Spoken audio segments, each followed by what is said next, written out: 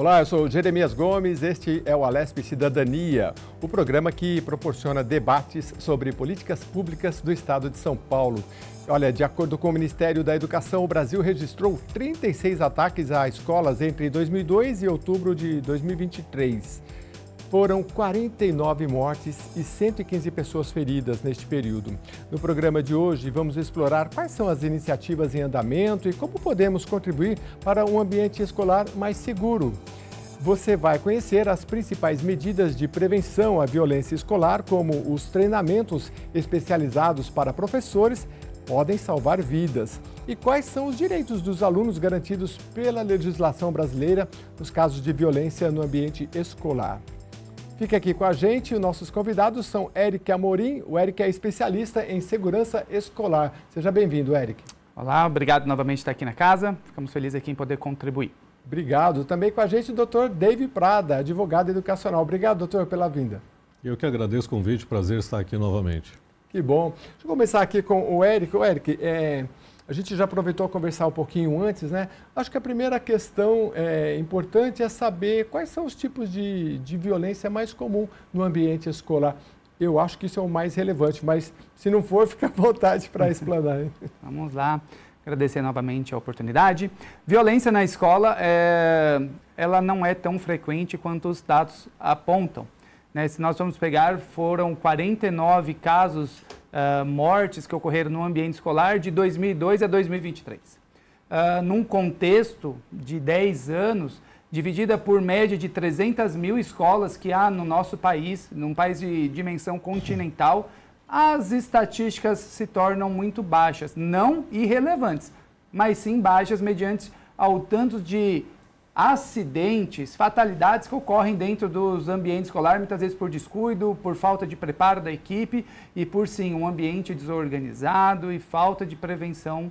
Isso é o mais frequente, viu, Jeremias? Nossa, isso que você já havia falado e você reafirmou aqui, achei muito interessante. Porque quando a gente lê e vai fazer pesquisa, olha, bullying, cyberbullying, isso toda hora está na imprensa. Aí tem um caso, eu me lembro que deve ter, não sei, 6 meses, um ano, de um menino que foi espancado na sala. Acho que ele tinha 11 anos, um menino magrinho, bonitinho. Infelizmente, veio a óbito, assim, aí isso fica na imprensa. Mas você está falando que esses casos de segurança, que pode ser um engano, tem até uma classificação, né, do que é mais comum? Tem. Então, esse caso aí, um menino até que ele era autista e subiram nas costas dele, teve esse acidente, não relataram para a família, e aí essa criança com dores no corpo em casa, levado para o hospital e tinha, sim, constatado fraturas e que, infelizmente, ele veio a óbito. A questão é que isso é frequente, questões de bullying, de cyberbullying, isso não é algo que é específico dentro do ambiente escolar, isso é frequente em todos os lugares. Se você for pegar estádios, se você for pegar contextos, às vezes, corporativos, isso também é frequente. Hoje, se nós vamos pegar os principais índices de mortalidade dentro dos acidentes, a primeira são trânsito, a segunda é afogamento, a terceira é engasgo, a quarta são queimaduras, quinto são quedas. Essas questões de violência, por mais chocante que doem aos nossos ouvidos, e graças a Deus porque doem, ela não é tão frequente quanto os acidentes. Em escola, o que é muito frequente são engasgos, mortes por engasgos e mortes por quedas. Infelizmente, isso é muito mais frequente, o risco do ambiente escolar, falta de supervisão, do que os bullying quando acontecem entre os próprios alunos. Por isso que é bom a gente conversar com o especialista, porque a gente sabe aonde a política pública deve ir, não só pautado pela imprensa, porque é o que salta aos olhos, mas por aqueles que estudam, pesquisa, e são nossos filhos, nossos sobrinhos que estão nas escolas, e até a gente mesmo, né? Mas a gente está falando mais do universo aqui também infantil e dos adolescentes. Dr. David, obrigado mais uma vez. Fica à vontade pela contribuição que o senhor traz, né? Eu acho que a pergunta mais relevante agora no início é saber os direitos também das escolas, esse universo jurídico, é o direito da criança, dos pais, como ele citou aqui, de saber com rapidez, enfim. Na verdade, essa questão da segurança na escola, embora a gente tenha, principalmente a rede pública de ensino, né, que a gente tem vários cargos lá de concurso, diretor, assistente de direção, coordenadora, para supervisionar tudo, Infelizmente, a gente ainda tem uma grande falha na supervisão dessa questão de segurança nas escolas e também na prática do bullying, né, que acaba ocasionando aí várias agressões, várias vítimas na escola, que acabam fazendo outras vítimas, né, porque dependendo da idade da criança, ela vai aprender que tudo se resolve com agressão, né, e ela vai levar isso para a vida, e aí vai cometer atos infracionais quando ela for mais velha e aí outros delitos. Então, tudo é importante começar com a segurança e com a educação desde os primeiros anos de vida para ensinar para a criança que está com a formação do cérebro, né, até os 6 anos de idade, que não se resolvem as coisas com agressividade, com ameaças, né? Essa é a principal recomendação hoje em dia que a gente tem para que a gente não tenha mais problemas na frente, na idade da criança e no desenvolvimento dela, né? O senhor estava falando aí do bullying e eu também falei do cyberbullying, né? No estado de São Paulo, recentemente a gente anunciou aqui na Rede Alesp a lei aprovada de autoria da deputada Marina Elô, mas muitos deputados, acho que foram 40, 50 deputados também subscreveram a lei para retirar os celulares, pelo menos durante o uso ali das aulas, né? Qual é a opinião do senhor? Eu sou absolutamente favorável, porque o uso de telas em demasia ele causa muita ansiedade, né? E a pessoa ansiosa, ela não presta atenção no conteúdo da aula, né? Além de diversos outros problemas. Então, isso influencia não só no aprendizado do aluno, como no comportamento dele dentro do ambiente escolar. Né? Então, eu sou absolutamente favorável. Agora, doutor, no universo jurídico, o que a gente pode orientar, principalmente para os pais? Porque quando você tem uma lei e você sabe da lei, eu já fiz isso, qualquer lugar que você chega no sistema de saúde, na escola, você fala, a lei está aqui, as pessoas respeitam, porque é lei. Então, só que a gente desconhece, né? Muitas vezes. Então, é muita coisa, mas o que o senhor pode dizer para os pais que são direitos dele e dos alunos? A primeira coisa que todo estudante ou pai deve fazer é conhecer as normas internas da escola ou da universidade que se matricular. O que eu trabalho com direito educacional há 25 anos. E muitas das vezes, para não dizer quase todas, o aluno ou o pai, ele desconhece qual é a norma interna para exercer o seu direito, né? Ou para pedir informação, para apresentar um atestado médico, para qualquer atividade escolar. Então, a primeira coisa, quando ele matricula um filho, é pedir quais são as normas internas daquela escola, pedir o programa escolar. Seja particular ou pública? Sim, seja particular ou pública. Ah, tá. Conhecer quem é a coordenadora, conhecer quem são os professores, né? De vez em quando comparecer lá para perguntar como é que está o comportamento do filho, né? Para ver se estão tendo as aulas, porque muitas vezes não estão, né? E falta professor e aí demora a atribuição de outro professor. Então, acompanhar mais de perto a educação do filho, o dia a dia na escola. O Mori, me fala uma coisa, o que você acha nesse sentido dos pais, o Eric, de estar próximo? Porque eu já gravei muito em escolas e eu via mães chegarem assim, e brigando, discutindo com a educadora. Então, você via que já é uma aproximação meio violenta.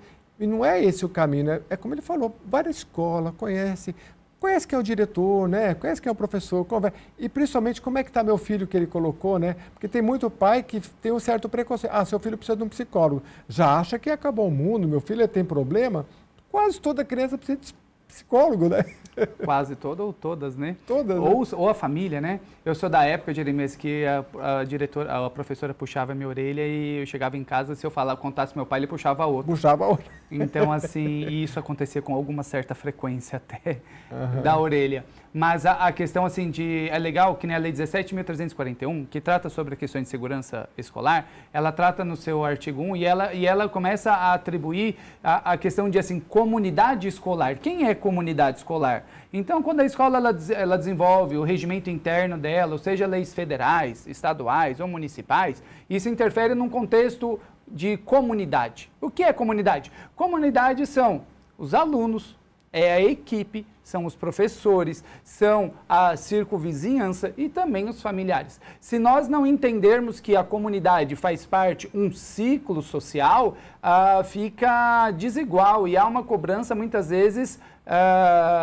não coerente. Como o doutor bem trouxe, se nós não soubermos assim o que tem no regimento interno daquela escola, ou o que as leis falam, como agora do celular, mas o meu filho tem que ter ou não tem que ter, é uma questão muito delicada, porque se nós não entendermos isso, sempre vai haver divergências. Nessa questão desse artigo, dessa lei 17.341, ela trata assim o contexto de comunidade escolar com essa circunvizinhança, e eu acho que isso é muito interessante. Muito. O senhor citou a lei aqui, do deputado Vinícius Camarinha, né? Uhum.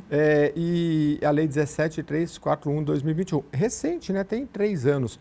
E eu até falava antes com o doutor David, ele falou é uma lei que trata de princípios, é isso, né, doutor? Ela não é uma lei de ordem prática, né?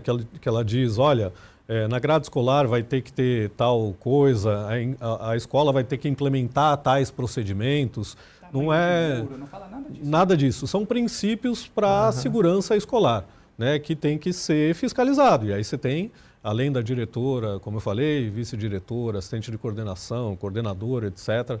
Você tem a Guarda Civil Municipal, que o prefeito Ricardo Nunes tem implementado nas escolas. Você tem os supervisores de ensino, você tem vários cargos, sejam públicos ou na rede privada, para fiscalizar o cumprimento dessas normas e principalmente de proteção ao estudante no caso do bullying, que é uma coisa que acontece muito e que é um grande problema hoje na nossa sociedade. Sim, com certeza. A lei, gente, se você tiver... Eu acho que até é interessante debater isso em sala de aula, né? Por exemplo, o artigo 2º, são princípios da segurança escolar. Prevenção e combate a situações de insegurança e de violência, aí é prevenção, o Eric vai falar daqui a pouco. Acompanhamento e avaliação da eficácia das medidas adotadas na segurança escolar, participação da comunidade escolar nas definições das políticas. Então, tudo isso como o doutor citou, Eric, são princípios. Existe um espaço aí da lei que é principiológica, né, como diria o jurista, até chegar na prática. Mas aí, como é que chega na prática, gente? Vou aproveitar e mostrar um pouquinho aqui, ó, esse projeto Anjo aqui, ó, o que o mundo precisa, aprendemos aqui, que é um projeto seu, né? Queria que você falasse, porque vou mostrar para essa outra câmera aqui, porque, Eric, você vai nas escolas, atua há muitos anos. E aí esses princípios você consegue debater isso na prática, né? Tem que ser, né? Hoje, assim, estamos aqui reunidos para debater questões de violência. E a violência, sim, ela tem que ser combatida, ela tem que ser educada. Mas hoje, a maior índice de mortalidade infanto-juvenil entre crianças de 1 a 14 anos são os acidentes. E acidentes por causas externas. O que são causas externas? É tudo aquilo que não é interno. Se é interno, é uma doença.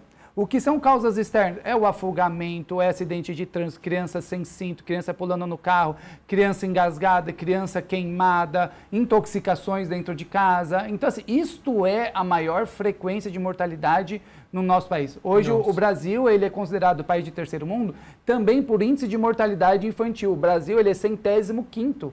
Países como Estados Unidos, Reino Unido, Japão, que estão entre os primeiros no índice de mortalidade infantil, né, por redução de índice de mortalidade infantil, têm nas suas bases educacionais aulas de prevenções e primeiros socorros. Porque se as crianças elas não conseguem ter um autocuidado na questão de espaço, questão de brincadeira, questões de comportamentais, isso interfere também diretamente no relacionamento dela com seus amigos. Porque às vezes ela vai ser imprudente, ela vai ser mais agressiva. Tratar essas questões aumenta questões de empatia, de responsabilidade, de devolutiva. Hoje, milhares de alunos em municípios e rede privada trabalham com o Projeto Anjo. Nós temos casos de alunos que salvaram mães, alunos que salvaram outras pessoas.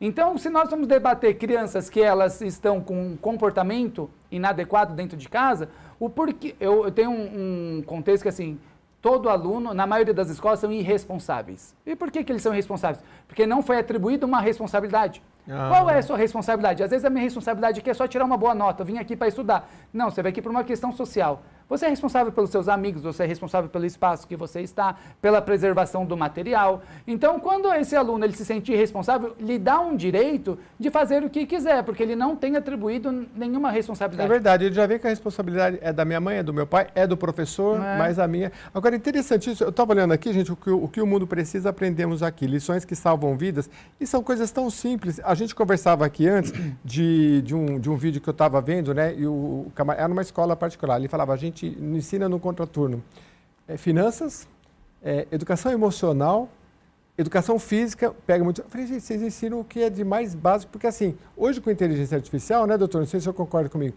A biologia, a ciência, tudo isso a gente tem com facilidade de aprendizado. Agora, esse ambiente do professor, por exemplo, falar disso daqui, olha que interessante, por exemplo, como é que traz no livro. Regra número 1 de um anjo. Tipos de ambiente seguro. Depois vem primeiros socorros. O que são primeiros socorros? Nosso corpo, ensinando o que é o corpo, a estrutura do corpo. Trânsito, quem gosta de usar cinto. Risco de atropelamento. Brincadeiras na rua, onde é seguro brincar. Depois, comportamento seguro. Dica com a psicóloga, dica com a dentista, dica do conselheiro. Ou seja, você é bem minucioso aqui. Isso e não é difícil falando, de passar, da terceira série do Fundamental Anos Iniciais. Se a gente for pegar aquele último ali, que é o terceirão, que é o ensino médio, que é esse capa preta, ele já está falando de suicídio, de automutilação, de drogas, de crianças que já estão prestes a tirar a habilitação, como que deve ser o comportamento, riscos de afogamento. Só afogamento, nós temos 6 tipos de afogamento. Como que eu vou me deparar? Porque jovens de 14 a 24 anos, os meninos têm uma mortalidade de até 6 vezes mais do que menina. Porque menino, ele é mais sem noção no sentido de brincadeiras, de aparecer. Então, assim, é tudo estruturado metodologicamente. Hoje nós temos a lei do Carlos César, que é a lei 16.802 de 2018, que trata também a obrigatoriedade de aulas para os alunos de prevenções e primeiros socorros, visto as estatísticas no Brasil, que é assustadora. Agora, essa questão do suicídio, né, doutor, também que ele lembrou aqui, importante. O Brasil é um dos campeões de suicídio. A gente é um tema que geralmente a imprensa não toca muito. Claro que precisa ter muito conhecimento para falar, mas precisa ser falado, né? Eu queria um pouquinho a opinião de vocês, porque eu conversando, por exemplo, sobre racismo aqui com uma entrevistada recente, ela falou, às vezes a criança ela sofre um certo bullying de racismo, enfim, na escola, e ela não consegue falar com a mãe, não consegue falar com o pai, ela guarda isso para ela, e aí pode levar a situações mais drásticas no futuro. Isso é muito triste. E aí a educação, né, doutor? Fazer essa lei ser praticada todos os dias, né? A maior dificuldade do Brasil, não só em educação, mas em tudo, é a fiscalização, né, do cumprimento das normas, da segurança, do direito das pessoas em todos os âmbitos, seja consumidor, educacional. O que mais a gente peca no Brasil é a fiscalização de tudo. E no bullying não é diferente, né? Muitas vezes a gente vê acontecendo na escola e as coisas só mudam quando há uma intervenção externa, seja do Ministério Público, seja porque o aluno ou o pai processa a escola, diretor, o professor, o outro aluno, o outro pai, etc. Quando tem uma intervenção externa que chama a atenção, que chama a atenção daquela comunidade escolar. Mas o principal é a prevenção, porque muitas crianças não conseguem se abrir com os pais, têm até vergonha de dizer o que está acontecendo.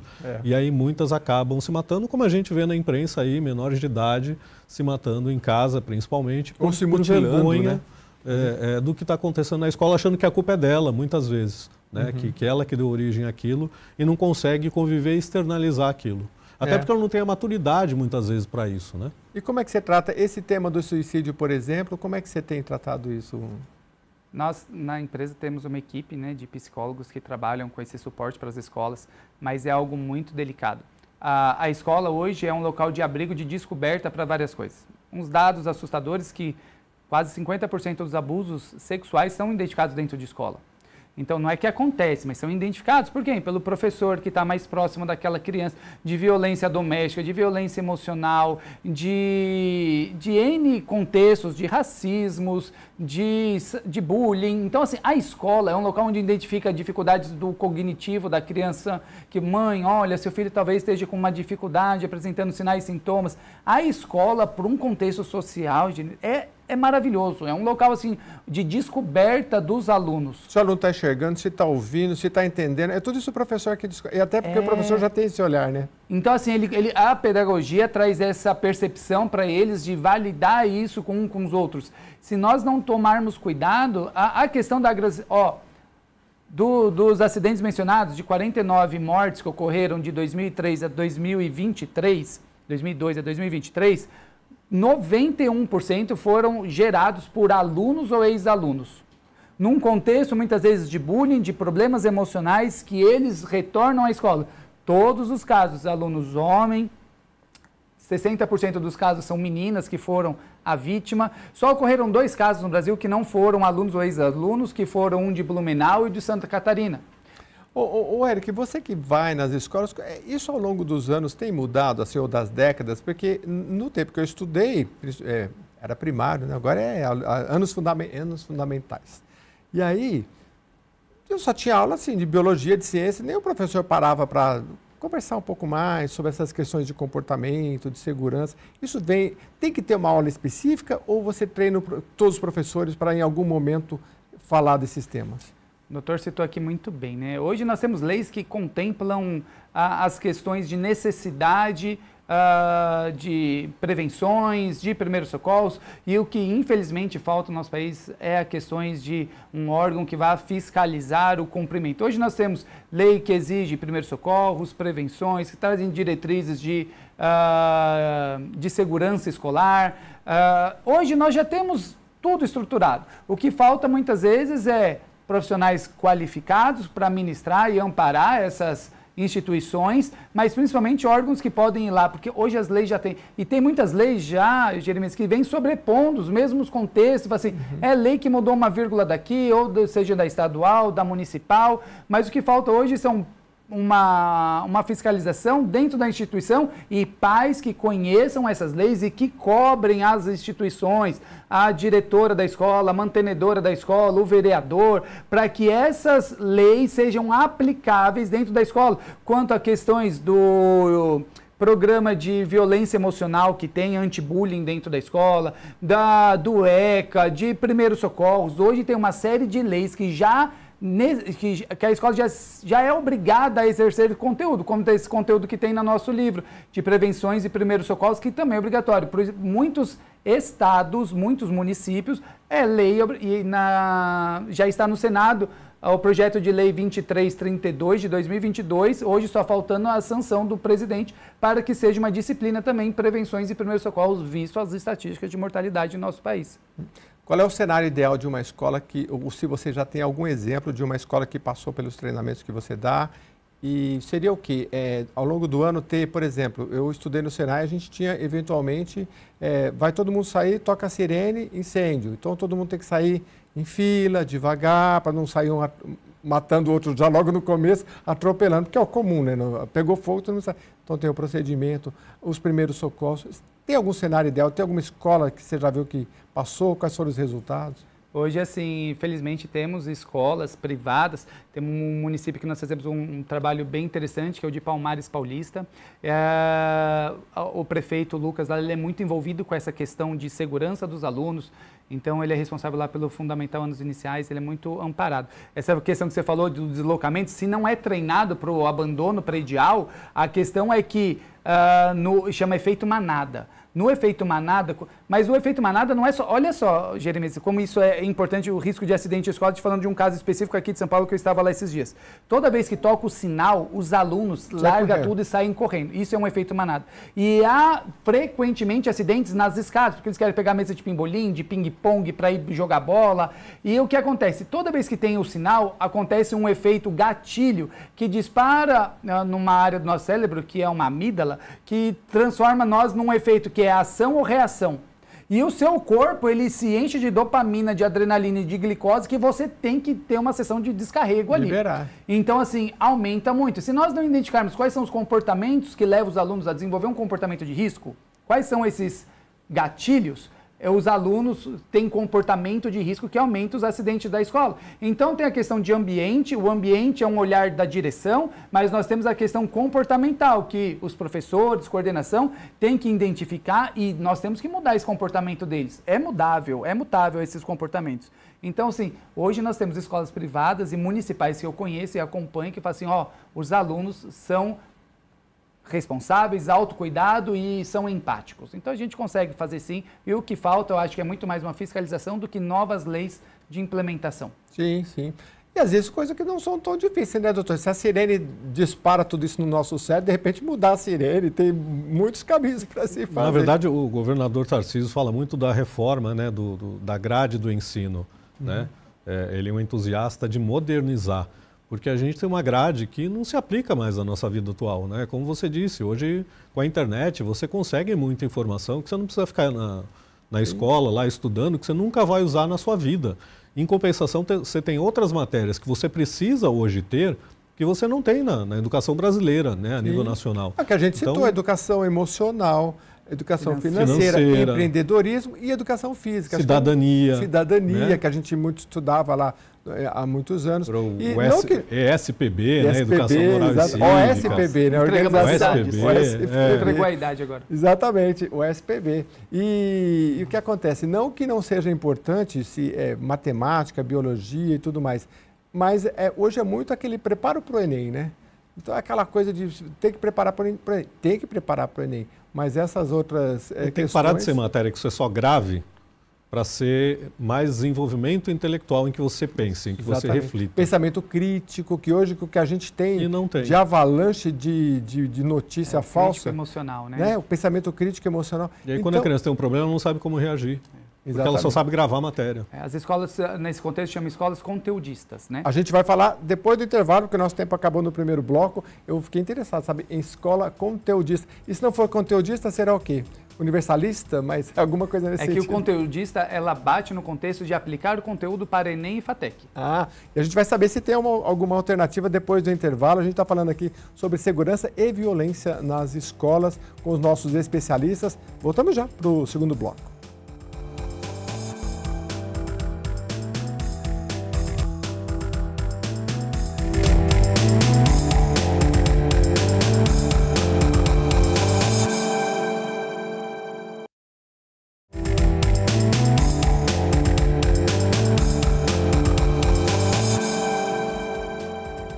Estamos de volta aqui no Alesp Cidadania, falando sobre a violência nas escolas, falando sobre as legislações que nós temos, inclusive aqui, oriundas da Assembleia Legislativa do Estado de São Paulo, sobre fiscalização, psicologia, né? Porque nós estamos com dois grandes especialistas aqui, o Eric Amorim, que é especialista em segurança escolar, e também o Dr. Dave Prada. Dr. Dave é advogado. Já há quantos anos atua nessa área, doutor? 25 anos em Direito Educacional. Fala um pouquinho da sua trajetória, a gente já entrou bem no tema, mas agora no segundo bloco queria conhecer um pouquinho mais de vocês. E como é que você foi para a área de educação? Bom, na verdade eu comecei no movimento estudantil. Perto de me formar, eu era diretor da entidade estudantil mais antiga no país, que era o Centro dos Estudantes de Santos. Eu sou natural de Santos, representava 45 mil estudantes na Baixada Santista. E aí me formei, continuei ali com o movimento estudantil, em contato. E aí, como eu era advogado, que eu não conseguia resolver conversando com as escolas e universidades, eu comecei a entrar com ação judicial, né? E comecei a resolver judicialmente, comecei a obter... Mas que tipo de problemas, por exemplo? Na época você tinha o provão, que muitos alunos não conseguiam fazer, você tinha muita expulsão do movimento estudantil, porque organizava alguma coisa, manifestação contra o provão, manifestação disso, daquilo, aí suspendia o aluno. E eram suspensões irregulares à vista da justiça. Então a gente conseguia eliminar para retornar o aluno para a escola, para a universidade. Eu queria fazer uma pergunta um pouquinho mais sociológica. Assim, 25 anos, o que mudou nesse cenário? Os alunos se organizaram. Na época da ditadura existia o movimento estudantil, era forte e tal, né? Parece que isso foi meio se arrefecendo. E hoje, como que o senhor vê essa questão dos alunos? Hoje a gente é muito individualista, né? Todo mundo, com a tecnologia também, as pessoas passaram a ficar mais isoladas. Como é que o senhor vê? Eu queria a opinião dos dois, falando de vocês nessa evolução, psicologicamente, como que a gente está evoluindo e, enfim, por favor. Eu não sei se a gente está nesse tocante ao comportamento social evoluindo, né? Os especialistas eles falam muito em involução, porque as pessoas estão mais individualistas. Você vê muitas vezes num restaurante, em ambientes com várias pessoas, elas não conversam mais como antigamente, né? Elas ficam no celular, eu preciso ver o que aconteceu hoje no Instagram, no Facebook, na rede X, e dá o celular para a criança também, que ela fica quietinha ali na churrascaria, né? É a forma mais utilizada, embora indevidamente, de tranquilizar uma criança, entre aspas, porque ali você libera muita dopamina no cérebro da criança e faz mal para ela, mas enfim... eu não sei se eventualmente a gente pode dizer que a gente está evoluindo muito. Na verdade, eu acho que a gente precisa de uma reforma do ensino para que a gente ensine matérias que se ensinavam antigamente, que são matérias que precisam ser ensinadas hoje, que a gente não discute muito hoje na grade escolar, né? Seja na União, no Estado, nos municípios. A gente precisa de uma reforma para que as pessoas aprendam mais a respeitar as outras, para que as pessoas tenham mais empatia pelas outras, e isso vai impactar na violência dentro e fora do ambiente escolar. Eric, por favor, a sua percepção também dessa evolução, você também trabalha há tantos anos, né? Porque eu vejo muito individualismo, né? Vejo muita tela, então assim, é complicado, né? A escola é um ambiente social por excelência, né? No contexto de segurança, eu vejo que a escola até evoluiu por leis que entraram em vigor e trouxe uma responsabilidade mais clara para as instituições de ensino, onde ela consegue perceber com maior evidência a responsabilidade dela. Nós atuamos com escolas desde 2012, antes de qualquer lei efetivamente ser aplicável nas instituições de ensino quanto à segurança.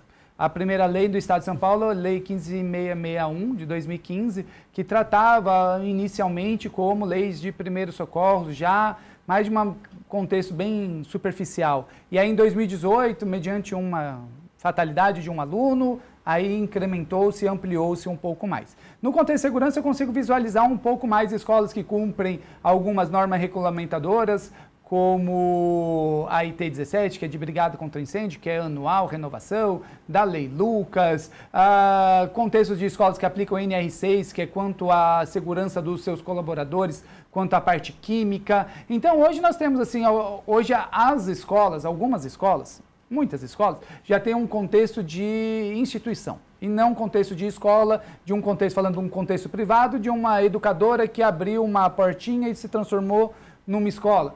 Vejo que escolas privadas conseguem ter uma flexibilidade maior por ser mais leve. Agora, o Estado é mais pesado no locomover de aulas. Então, assim, eu gosto muito de um contexto quando a gente fala assim, de violência na escola, como se a escola fosse algo separado da sociedade.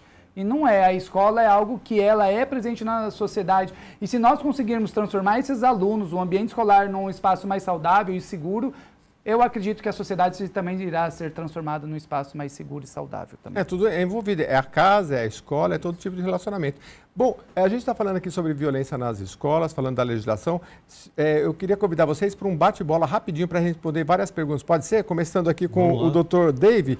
O senhor já falou, mas retomar rápido dentro do que conseguir também. Direito dos alunos em caso de violência, doutor, quais são os principais? A primeira coisa é saber quais são as normas internas da escola, quais são as políticas da escola para o caso de violência, seja física ou seja bullying. Segundo, procurar um advogado especialista em direito educacional para orientar quais são as medidas que ele deve adotar.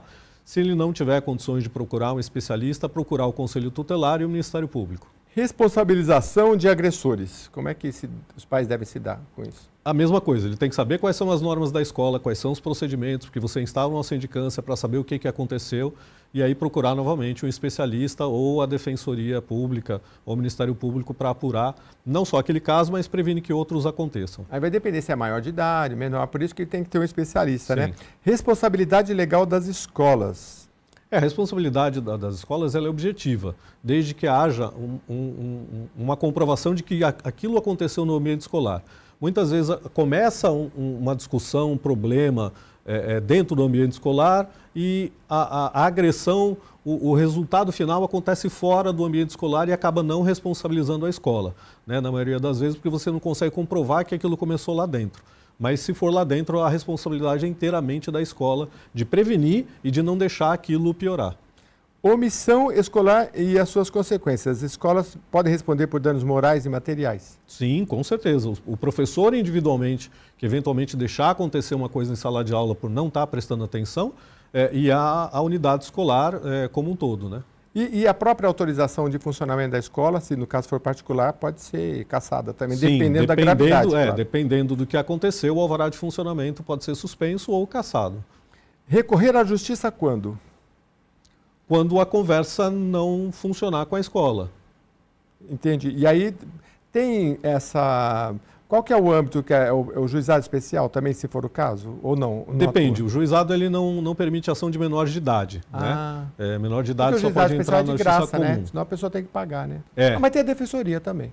Mas aí ele pode pedir para o Estado um advogado de graça, entrar na justiça comum, pedir gratuidade e entrar com ação contra o Estado, o município ou a escola privada. Cyberbullying e legislação. A gente tem uma aqui, é a 13185 de 2015. Regulamenta casos envolvendo tecnologia. o que a gente tem, Marco Civil da Internet também e lei específica, o que a gente tem mais de relevante no cyberbullying para destacar para os pais, assim, que... Eu vi uma matéria uma vez falando, olha, nos Estados Unidos as crianças vão ter que ter 2 identidades, uma de tudo que ela registrou na rede social e outra para ela poder viver, porque ela fez tanta bobagem na rede social. O que a gente pode falar disso, doutor, em relação aos direitos, deveres? Na verdade, como eu estava dizendo, a criança está em eterno desenvolvimento até mais de 20 anos, né? O cérebro está aprendendo, né? Está se desenvolvendo. Então, com certeza, a criança vai errar muito. Né? Até um processo de aprendizagem você errar para depois aprender o certo. E o mais importante é os pais estarem atentos a tudo que está acontecendo no ambiente do celular, no ambiente próximo dela, os amigos, as companhias, o que acontece na escola, como eu disse, tentar acompanhar mais de perto e também com os outros pais, né? Para prevenir não só problemas de agressão, mas também o desenvolvimento da criança para o futuro. Mas, por exemplo, a gente já viu casos que acabam com a vida de um adolescente e uma criança. Uma foto tirada num ambiente, não sei, talvez mais íntimo, ou alguma coisa que pegou uma menina ou um menino assim numa distração, joga num grupo, aquilo acaba com a vida. A gente já viu relatos aí que a pessoa mudou de cidade, se matou. É muito grave. Que hoje isso tem uma responsabilização. Tem. Hoje existem aplicativos que o pai pode instalar no celular das crianças, até o próprio TikTok, que é uma rede social, tem uma trava para determinados conteúdos para menores de idade que os pais podem colocar. E eu recomendo que os pais utilizem todo tipo de segurança. Mas o que dizer para esse criança e adolescente que fotografa o outro, coloca num grupo e acaba com... A criança também, ou adolescente, não vai preso, mas pode ser também. É importante saber que um adolescente ele não pode tirar foto de qualquer pessoa e colocar num grupo e acabar com a reputação do outro. Né? Na verdade é um ato infracional, todos têm direito à imagem, à privacidade. E você pode fazer um boletim de ocorrência para instaurar um inquérito. Pode até ser condenado e ir para a Fundação Casa e tudo mais. Dependendo do que acontecer, da repercussão e da consequência daquilo, sim. Interessante. Bom, a gente está falando muito, deixa eu voltar aqui com o Eric, é claro que o direito ele trata da prevenção, mas é importante a gente saber dos direitos também, dos deveres, né? Mesmo criança e adolescente, porque tem punição, tem a lei, né? A gente precisa saber. Não saber. Então, agora não é porque é menor que nada vai acontecer, não é assim que funciona. Muito bem. Nesse contexto, Eric, por favor. Só um adendo, os pais eles são tão responsáveis quanto o que o filho posta nas redes sociais, quanto o que o filho transporta dentro da mala. Então, assim, isso é muito sério, porque assim, hoje dentro de escolas, uma professora, exceção à educação infantil, não pode abrir uma mala, uma mochila de um aluno sem autorização do aluno, porque é um item particular. Correto. Então, o que ele transporta dentro daquela mala, e mudando um pouquinho, né, da internet para algo mais físico, quanto desde uma faca, uma arma de fogo, drogas, medicamentos, coisas que não sejam pedagógicas, isso deve estar também nas diretrizes da instituição quanto ao que é permitido, o que não é permitido, e até abrangendo um pouquinho para as redes sociais, hoje com o celular não permitindo, mas também ter artigos desse regimento interno da escola, dizendo quanto às obrigações dos alunos, das famílias. O que acontece muitas vezes, Jeremias, é que essa falta de clareza ou, às vezes, uma omissão da escola quanto a transparecer para as famílias quais são as responsabilidades dela enquanto o filho dela estiver perante a responsabilidade da instituição. Porque a família também responde por atos, condutas, comportamentos que o filho pode desenvolver. E aquilo que não for permitido dentro da minha instituição, município, escolas da rede pública, a família tem que ter ciência que ela vai responder. Olha, caso o seu filho traga algum pertence, poste alguma coisa, quais são as responsabilidades daquela família, mesmo a criança dando dentro do ambiente escolar. Isso é muito sério e é algo que é pouco difundido para as famílias. As famílias muitas vezes pensam, meu filho foi para a escola, a responsabilidade da escola. O que acontecer lá é o processo. E às vezes só falta clareza de papéis. O seu papel, família, é quanto ao que ele traz dentro da mala, é o que ele mexe dentro das redes sociais, é como o comportamento dele. Às vezes a família ela não tem ciência do que ela é responsável pelo comportamento e o que esse aluno leva para dentro da escola. Isso é muito sério também. Nossa, muito... Se você topar, Eric, deixa eu te fazer umas 4, 5 perguntinhas rapidinho para um bate-bola rápido aqui. Olha, sinais de alerta nas escolas, mudanças bruscas de comportamento dos alunos, isolamento. O que a escola, o diretor, o professor tem que olhar de sinal de alerta? Aí a gente está falando, acho que talvez mais de bullying, essas coisas, né? Então, assim, quando nós estávamos falando no bloco anterior, quanto a essas gravidades. Então, assim, para sinais de alerta, para um desenvolvimento completo de um ser humano, pode ser desde a dificuldade de aprendizado, aí para a parte cognitiva, parte de relacionamento, acolhimento desse aluno, porque muitas vezes a casa dele não está em um ambiente saudável e essa criança precisa ser protegida emocionalmente, mas também as questões de você consegue ter sinais e sintomas que precedem surtos. Surtos são agressividades e isso vai desde comportamentos que esses alunos, de fala de alunos, e eu sei que isso é muito difícil para o gestor escolar, e não vou falar isso no sentido de cobrança, mas é estar atento também às redes sociais, postagens que pode acontecer, que isso já gera um pré-evento. Então, muitos eventos há tempos atrás, no ano passado, quando houveram muitos casos de atentados em escola, muitos casos não aconteceram por investigações da Polícia Civil que previram, através de monitoramento de redes sociais, o que estava por vir. Resposta curta agora, hein? Vamos lá. Medidas preventivas eficazes aí em relação ao protocolo de segurança, monitoramento, capacitação. Lei 17.341, Estado de São Paulo, Lei 13.722, que é a federal, que é a Lei Lucas, e tem uma outra lei que é a 13.811 de 2024, que também traz preceitos de segurança escolar. Cumprindo isso daí, fechou. Opa! E ele vai dar um curso de memória também, que ele sabe tudo de cor, as leis. É que eu não vou mostrar que a cola está aqui embaixo. Tem a cola aqui. Controle de acesso escolar, se isso tem alguma importância, sistema de identificação e tal.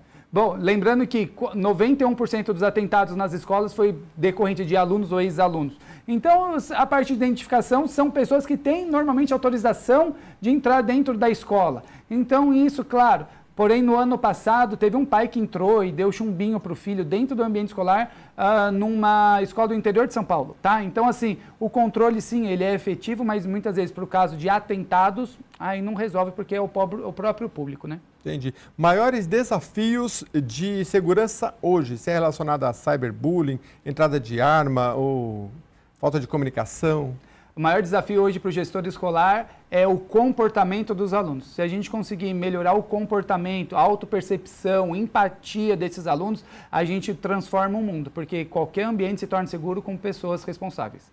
Prevenção de produtos ilícitos nas escolas. Aí vai um pouco do que você falou, a parte do comportamento do aluno da comunicação é um todo, né?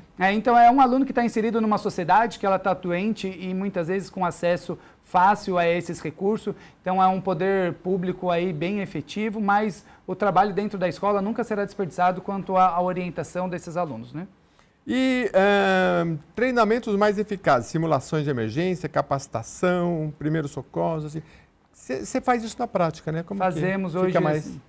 Então, assim, hoje nós temos algumas leis, né? A Lei Lucas, ela é amplamente difundida, que é a lei de primeiros socorros para a escola, mas gestor escolar, presta atenção, não basta primeiros socorros. Primeiros socorros caracteriza que já houve um acidente. Nós precisamos investir muito e muito na prevenção desses acidentes, na identificação do ambiente escolar, onde tem maior vulnerabilidade, onde estão os comportamentos de risco. Nós falamos no bloco anterior, quando tocava o sinal e os alunos saíam correndo. Então, assim, quais são os comportamentos de risco? Bom, também brigada contra incêndio é obrigatório, IT-17 é obrigatório. Esses dois treinamentos já trazem uma boa vivência para equipe escolar. Mas é uma equipe escolar, um cálculo mais ou menos, são 100 colaboradores para 1.000 alunos.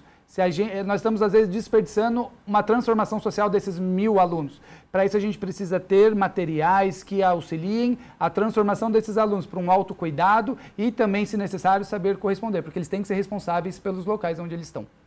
Muito bem. Agora uma pergunta para ambos, que é a comunicação pais e escolas, começando com você. Eu me lembro de projetos, aqui no estado de São Paulo, não sei se ainda existe, o Escola da Família. Até uma vez eu conversei com um integrante, eu falei, mas molecada vai jogar bola no domingo? Ele falou, eles pulavam o muro para jogar, porque só tinha quadra lá. Então acho que a comunicação, hoje tem muito grupo de WhatsApp, mas acho que o tete-a-tete e o envolvimento talvez da escola na comunidade, né? Eu sou desses que pulavam o muro para ir jogar futebol no domingo. Hoje, infelizmente, o grupo de WhatsApp não é uma parte efetiva de relacionamento de escola e muitas vezes é um grupo que divide escola. São mães, muitas vezes, mães não, famílias, muitas vezes trabalhando por alguma coisa, não em conjunto com a instituição, mas às vezes gera um poder aqui para eles e não é algo que une, mas é algo que muitas vezes vem dividir a escola.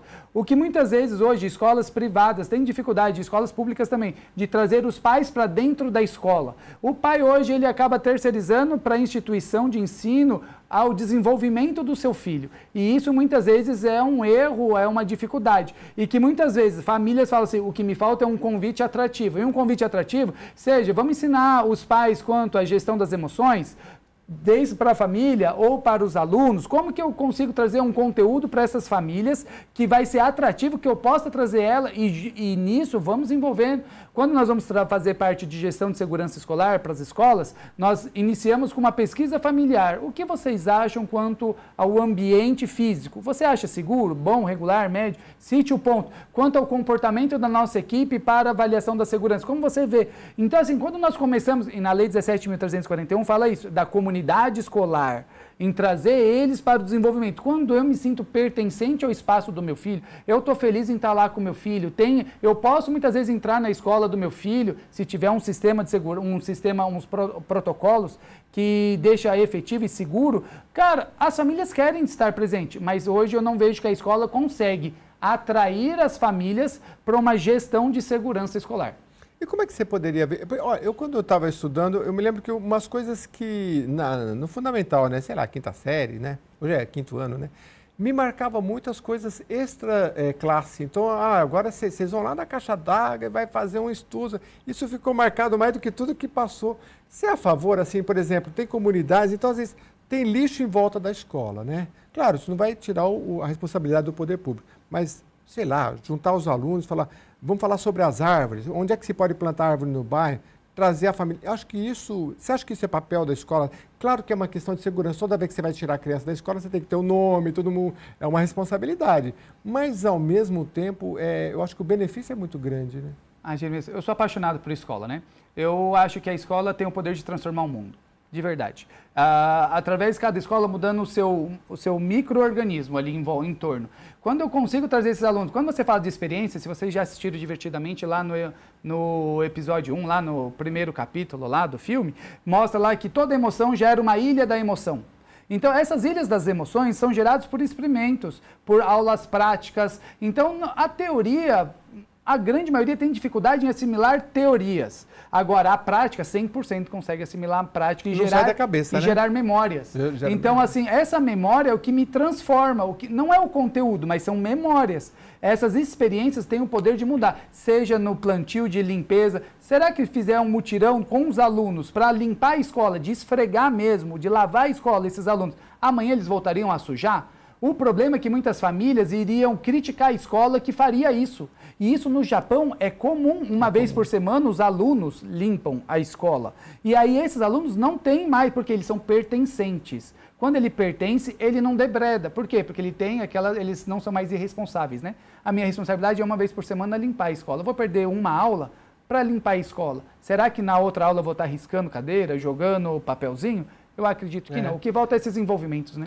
Trazer o ambiente, né, doutor? Eu, por exemplo, o pessoal fala que eu faço propaganda do Senai, mas eu faço de graça porque foi muito bom estudar lá.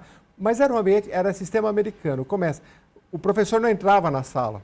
Então, assim, quando o professor entra na sala, o aluno é dono da sala, o professor é um visitante. A gente era obrigado a sair 50 alunos, aí você vai, é quase uma reverência, você chegou na sala do professor. Ali, se você falasse qualquer coisa durante a sala, era muita disciplina. Mas também, assim, quando a gente ia para a aula prática, tinha que limpar a máquina muito bem limpa, deixasse um pouquinho de óleo, era divertido. Então, era um ambiente que a gente aprendia, mas era um ambiente que se fazia ali muito interessante. Bom, doutor, a gente está chegando para o final, fica à vontade, se o senhor quiser complementar. A minha última questão era orientar as escolas no pós-violência, né? Quem que ela tem que notificar primeiro, se é os pais, a polícia, algum órgão público, enfim, mas fica à vontade. Eu queria primeiro só claro. Falar sobre uma questão que você perguntou para ele, que é a questão de prevenção dentro do ambiente escolar. Uma vez eu tive um caso de um aluno que ele estava levando uma arma na mochila para a escola. né? Isso é muito comum, arma, faca, enfim, algum objeto de agressão. Que a gente imagina, né? E hoje se vende muita coisa na internet, ilícita, muito fácil de adquirir. E aí eu comecei a observar o comportamento dele. E você via que o comportamento dele dia a dia era completamente diferente. Ele foi mudando o comportamento dele ao longo dos dias. Então, muitas vezes, uma forma de prevenção dentro do ambiente escolar de violência é você começar a observar a alteração no comportamento do aluno. E aí chamar os pais para ver o que está acontecendo em casa. E aí você consegue prevenir um acidente ou uma agressão a vários alunos. Então, uma forma de prevenção é o professor chamar os pais, né, os responsáveis, quando ele percebe qualquer alteração no comportamento do aluno e, mais que isso, prestar atenção individualmente no comportamento de cada aluno. Só fazer um a gente tem só um minuto para acabar só, então, por favor, breve, uma fala muito importante dos professores fala assim: eu tenho 20, 30 alunos em sala de aula, você quer que eu preste atenção no individual que muda diariamente? Hoje nós temos um contexto de sala cheia. Então, assim, eu também vejo a dificuldade do pedagogo, do diretor da escola. Então, assim, é muito difícil essa observação individual, mas ela é visível, né? A família vai ter 1 ou 2 ou 3 filhos, provavelmente, e a família às vezes deixa passar isso. Imagina o professor com 20, 30 alunos em sala de aula, também é muito dificultoso para eles. Quais são os principais sinais que você vê nos alunos que estão ou sofrendo bullying ou pode estar sujeito a algum tipo de agressão, ou ele mesmo se... Hoje a gente vê muito assim, né? É o silêncio, a introspecção, e hoje, infelizmente, o caso de automutilação é muito frequente. Alunos jovens, a partir de 12, 13 anos, indo no verão de blusa de manga comprida, fique atento, comece a pesquisar o corpo, porque deve haver marcas ali. Eu queria passar 30 segundos só para cada um, mas o que ficou de tudo da nossa história aqui, principalmente o recado para o professor, para os pais e para o próprio aluno que está nos acompanhando? Bom, eu sei que é uma dificuldade, uma jornada para todos aí que estão enfrentando essa carreira, mas eu acredito sim que se nós nos envolvermos como sociedade, através de um material que a gente possa implementar quanto à prevenção, quanto à educação, se nós nos envolvermos de coração, acredito que nós somos capazes sim de transformar esses jovens em algo melhor para o futuro. Que ótimo. Doutor, com as considerações finais, você falou muito de fiscalização e tudo mais, mas por favor. Não, o tempo está acabando, então os últimos segundos eu vou dizer o seguinte, os professores que levem o seu coração, continuem levando seu amor para dentro do ambiente escolar, que isso vai transformar a vida desses alunos. Professor, a gente nunca esquece. Nesse dia eu estava lembrando em casa aqui, lembro das minhas professoras queridas, a professora Rosa, a professora Sônia. A gente nunca esquece dos nomes daqueles que passaram. Isso fica marcado para sempre, fica marcado para sempre. Isso é o mais importante. A gente não perder esse amor, essa ternura pelos alunos. Isso fica, e é muito importante, né? Depois a gente fica mais velho e é isso que vai ficar, esses grandes ensinamentos e essa dedicação de tantos professores Brasil afora, que tem uma tarefa tão difícil, mas a gente aqui na Leste está aqui para colaborar. A gente falou hoje das leis aqui, deputado Lucas Bove e também ex-deputado Vinícius Camarim, agora prefeito, de tantos outros parlamentares que estão aqui. A casa está aberta, temos uma comissão de educação aqui, comissão de saúde aqui na casa, para qualquer um que quiser vir participar dessas políticas públicas. Muito obrigado mais uma vez aos nossos convidados e a você que ficou até agora aqui com a gente, muito obrigado. Mande as suas sugestões, lá na rede social tem sempre tudo para você rever, ok? Obrigado, até a próxima edição.